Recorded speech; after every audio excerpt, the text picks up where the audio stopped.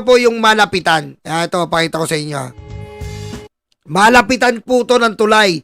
Nagpapunta po ako ng mga tae para puntaan po yung ilalim ng tulay. Tignan nyo po. Pakita ko sa inyo ilalim ng tulay. Tignan nyo naman, bakit pailing-iling pala si BBM? Ito po, ilalim ng tulay to ha. Lalakihan ko lang para sa inyo. Tignan nyo po, putang... Sorry.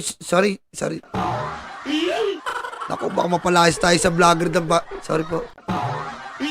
Stupid.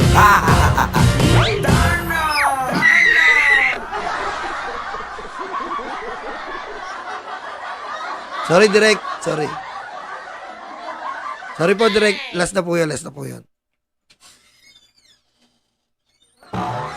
Okay, yan ha. Oh. Ayan ha, tignan nyo. Lakihan natin ha. Ito po yung tulay. Oh, tignan nyo ha. Oh. Tignan nyo kung gaano kalupit yung tulay. Ayan po ha. Oh. I-mute na lang natin. Oh. Ayan oh. Ganyan tulay oh. Oh. Yan po yung tulay, ilalim. Tignan nyo naman. Puti ko. Parang...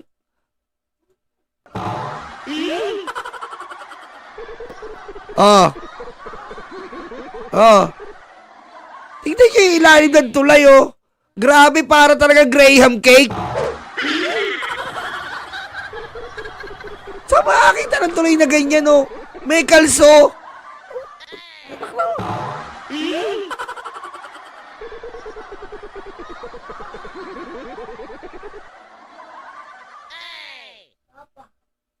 Ayan, oh.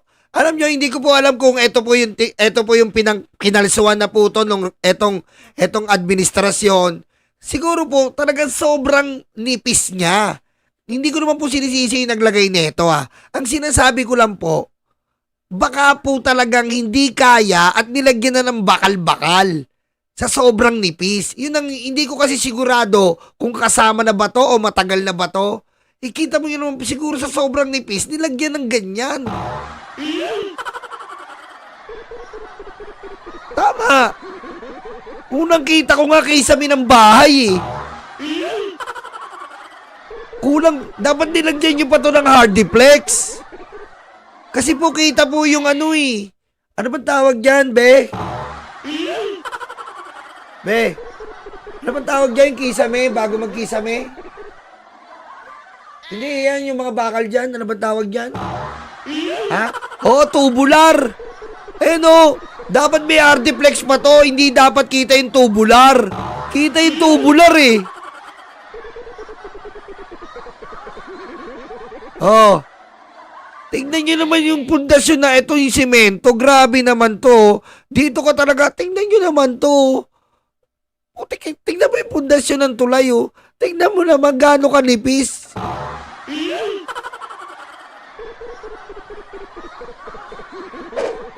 Tingnan nyo to. Tingnan nyo nga kung halimbawa yan. Makakaya niya ba yung isang trailer? Tingnan mo, babagsak talaga. Yan pa yan. Kasama na yung pundasyon na yan eh. Oh. Ayun, bumagsak. Oh. Oh, tingnan nyo naman oh. Tingnan nyo gaano kanipis yan oh. Di ba grabe no? Tindi no?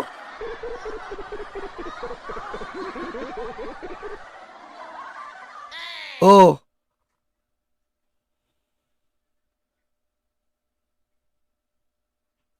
Grabe no? Grabe yung tulay na to no? Ang tagal na natin ni-react na Ang tagal na natin ni-react yung tulay na to. Pero hindi po natin alam na sobrang nipis po talaga. Kaya pala bike lang ang dumadaan. Sobrang nipis po talaga. Kaya po pala bike lang ang gumadaan. Grabe no? Kita mo yung tubular kita oh. Walang kisame at nilagyan nila ng hardiplex. Para maganda sa ilalim. Grabe no? Ang tindi nito talaga ni Digong. Digong, lupit nyo gumawa talaga.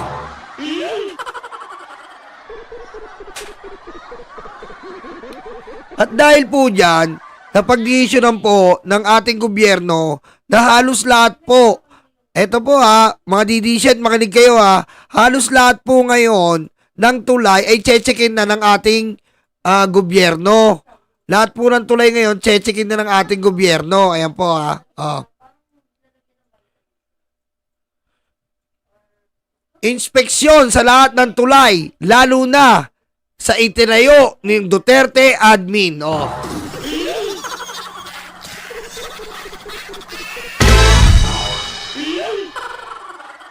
Oh. Magsasagawa po na Hoy, sa PCO, magsasuggest kami. Meron dyan, may gumaganon pa, oh. Sumasayaw po, meron ginawa si Digong, sumasayaw na tulay. Meron pa. Puntahan nyo po sa Bicol. Sa Bicol po, meron naglalagas ng tulay. Kala mo, naka-astringent. Naglalagas. Sa Bicol, Diversion Road. Puntahan nyo po. DPWH. Meron po doon. Tanongin niyo si Noli Di Castro, na-report ni Noli Di Castro yon. Yung tulay daw parang Graham cake, nagpipitak-pitak. Sa Bicol yun, Diversion Road. Kaya po nagbibitak-bitak, halos mahimatay po si Noli Di Castro nung nalaman niya kasi nga, nung sinabi nung nung inspeksyon na, kasi po, ito pong tulay na to, wala pong bakal.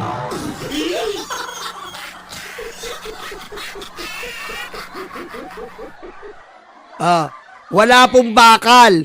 Yung ginawa po sa Bicol, wala pong bakal na nilagay. Napakagaling, di ba? At tapos sabi ng inspector, national project daw po ng 2018 yon. Ang galing, nahimatay si Noli Di Castro.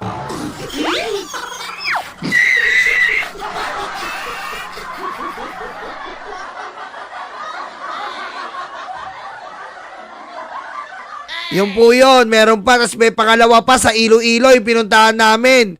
Gumagalaw din, sumasayaw. 2018 project. Sa Iloilo, meron rin po sumasayaw. Lahi yata hindi kong dancer yata ito eh.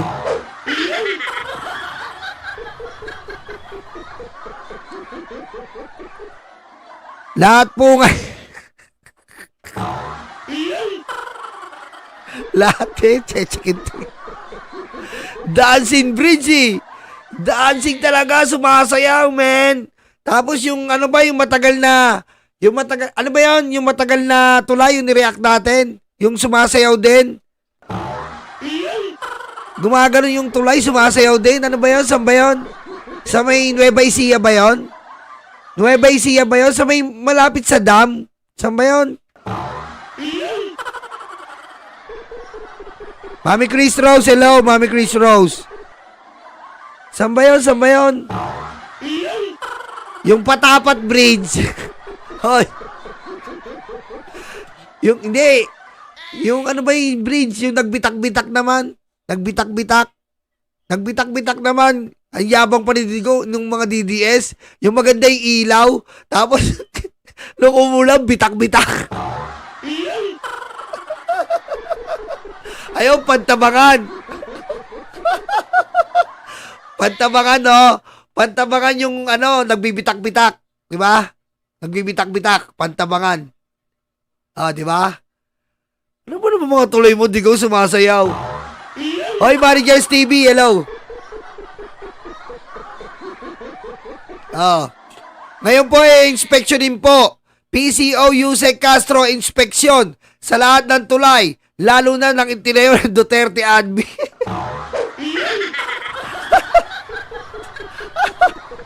Lahat. Aray ko. Ang sakit ng puso.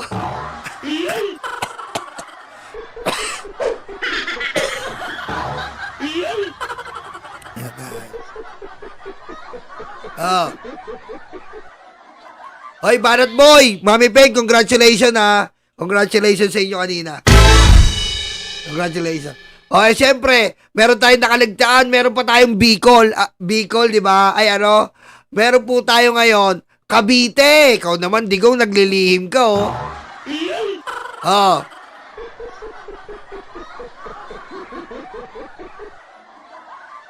Hoy, Managers TV, thank you po. Cavite flyover, collapse, cost, contractor, 12 million, 2018! Baka naman DDS. Huwag na tayo mag-away. Huwag ka tayo mag-away mga DDS. Ako naman, nire-report ko naman dito. Makikita nyo naman, may screenshot, may dokumento. Huwag ka tayo mag-away. Huwag tayo mag-away. 2018 oh. Kita mo naman oh, hindi ko naman dinuga yan eh. Oh. Wala talaga eh. Oh, ano nangyari? Ayan ha, Cavite flyover. Collapse cost contractor 12 billion. Oh. Yung flyover daw, nag-collapse. Ngayon, pag dumaan ka daw, diretso langit.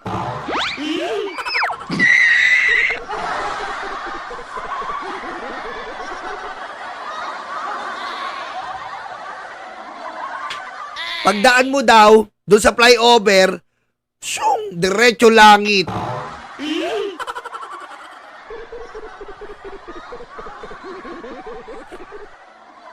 Diretso langit ka daw, paggising mo daw, pangalan, Nyolo po.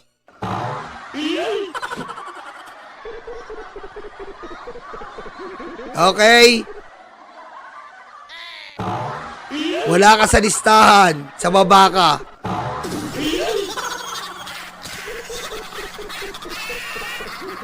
Oh, ito na.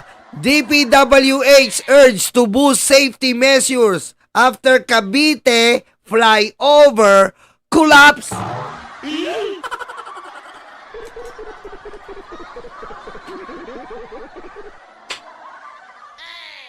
Di ba? Diretso langit ka talaga sa mga tulay ni Digong eh. Oh, ito na mga DDS. Makinig. Ha? Ito galing sa Malacanang to noong 2018. Malacanang on Tuesday urged the DPWH to make sure that safety measures are in place in all government projects, particularly, ayan na, particularly those under Build Blagag program.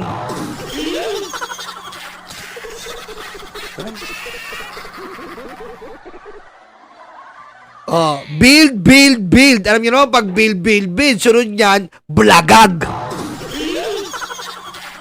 Malinaw, oh. Ang sunod po niyan, build, blagag. Eto na. Dito magaling si Harry Roque. Presidential spokesperson Harry Roque made the call after all 6. Kita mo? Ganong kamanyaki si Harry Roque. Tignan mo. Made the call after all 6. Tignan mo, mahilig sa sex.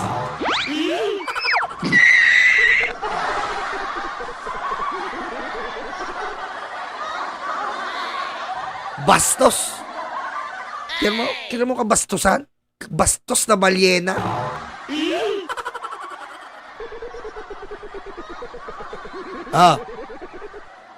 Harry Roque made call after all 6 beams of a flyover being constructed along the Aguinaldo Highway in Imo City collapsed due to human error.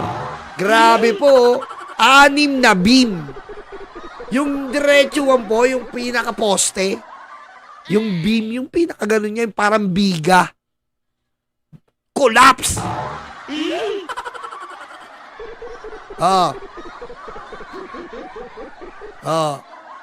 Build blagag, ayan o, build blagag, blagag, blagag!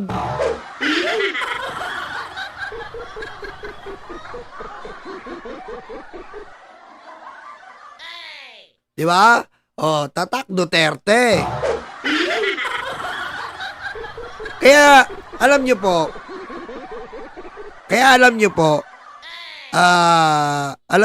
Tiger Eyes, thank you ha. Cavite, Imus Cavite po ito. Imus Cavite. Kaya alam nyo po, kawawa din po ang presidente natin. Nagbabayad ng utang na inutang ng demonyo si Digong. Nagpapagawa, nagpapaayos ng mga iniwanan niyang bangungot. Biro mo, pogo pa lang, hirap na po tayo. Tandaan nyo po, sa bawat pagsusuweto, pagpapaalis ng pogo, gumagastos pa rin po ang gobyerno. Kaya po, sandamakmak po ang problema natin financially sa gobyerno. At si BBM, ginagawa po lahat ng paraan para mapagkasya po natin ang pera.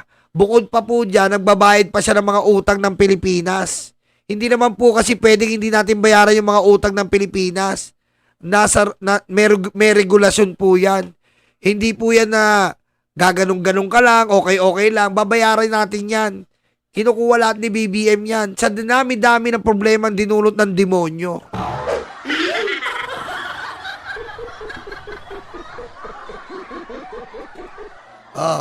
Tapos sasabihin nyo, hindi sa kanya Isabela. Kita mo nga to. Bukas, may tulay ulit tayo. Tingnan nyo. Bukas, tingnan nyo. May tulay na naman yan. Hahanapin ko yung tulay na yon. Tingnan nyo. Papakita ko sa inyo. Yung mga tulay na dapat pa talaga nating bigyan ng atensyon. Dahil namimiligro po talaga sa mga pinaggagawa nito ni Digong. Build Blagag.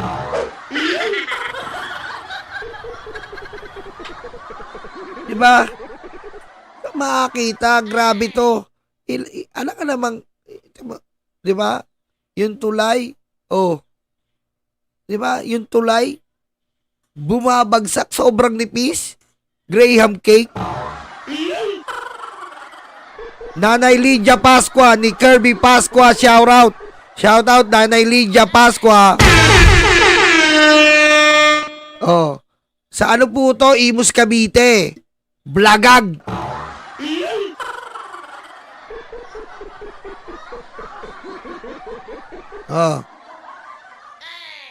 Ano sabi nito? Totoo yan, Joselito. Si PBBM magbabayad ng 8 trilyon na dinagdag ni Digong na utang. Utang inang yan. Alam nyo, sa tutusin lang po kung sinasabi ni Digong na 2 bilyon ang pogo kada buwan, 2 times 12, 24, carry 2, 44. Tama? 12 times 2. 12 times 2, 24. Diba? Di meron tayong 24 billion times 6. 24 billion times 6. 24 times 6.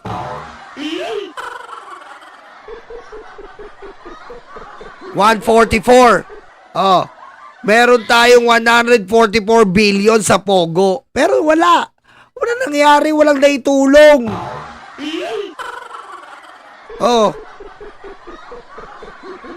Wala. Naibulsa lahat ng pera ng Pogo. Pusang ama.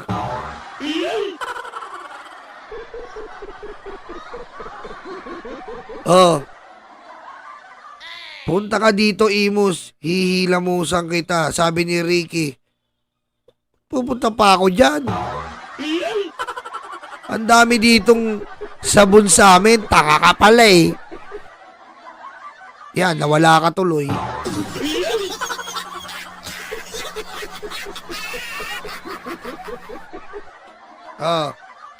Abunado tayo, tama si Ma'am Linta Mori.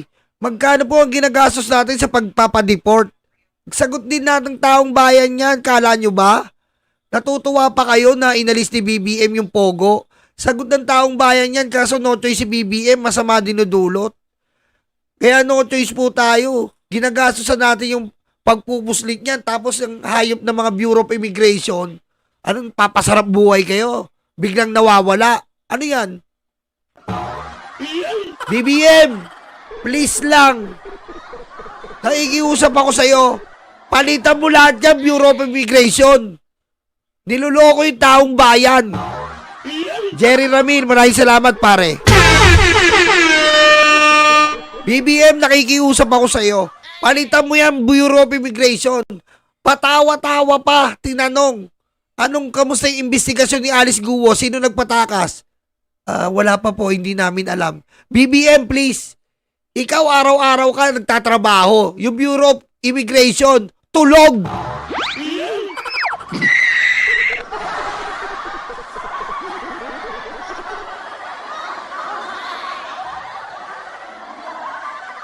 Please lang, BBM, palitan mo yung mga yan.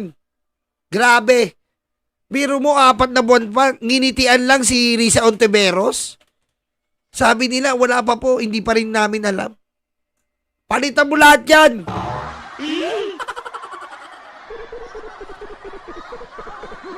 Tapos, yung Koreano nakatakas, hindi ko makuha yung video, pinatakas sa Pegasus.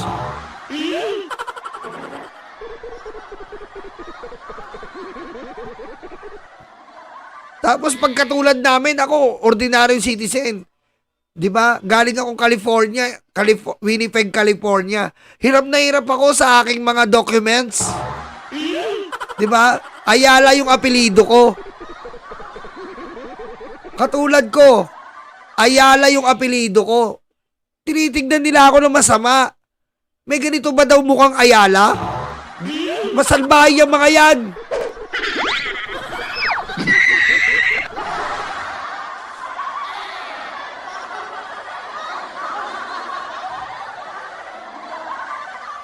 Paano daw ako nakapag-apelido ng Ayala? Kasalanan ko ba yun? Mga ganda lahi ko?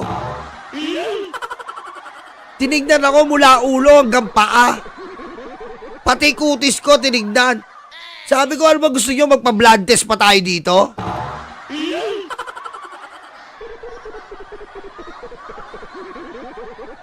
Jerry Ramil, maraming salamat. Jerry Ramil, Jerry Ramil, maraming salamat pare. Sorry, hindi ko napansin. Jerry Ramil, thank you. Kaya nakikiusap kami, BBM, please. Balasahin mo yung mga yan. Hindi nagtatrabaho. Patawa-tawa pa. Hindi pa rin nila alam kung nasa si Roque at si Alice Guo. Kung paano nakatakas. Oh. Hi, Chang, Brenda Barton, sa mga umabol, Jemhe, hello sa inyo ha. Late kasi kayo eh. Peste.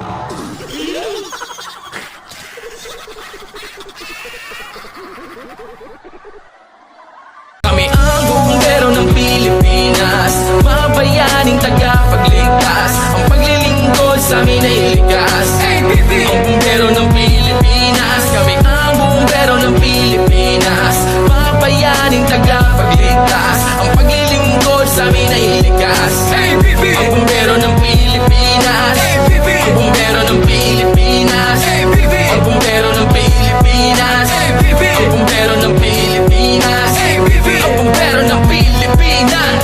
Para sa mga maralita, may puso, may tapang, may Diyos. Para sa mga maralita, may puso, may tapang, may Diyos.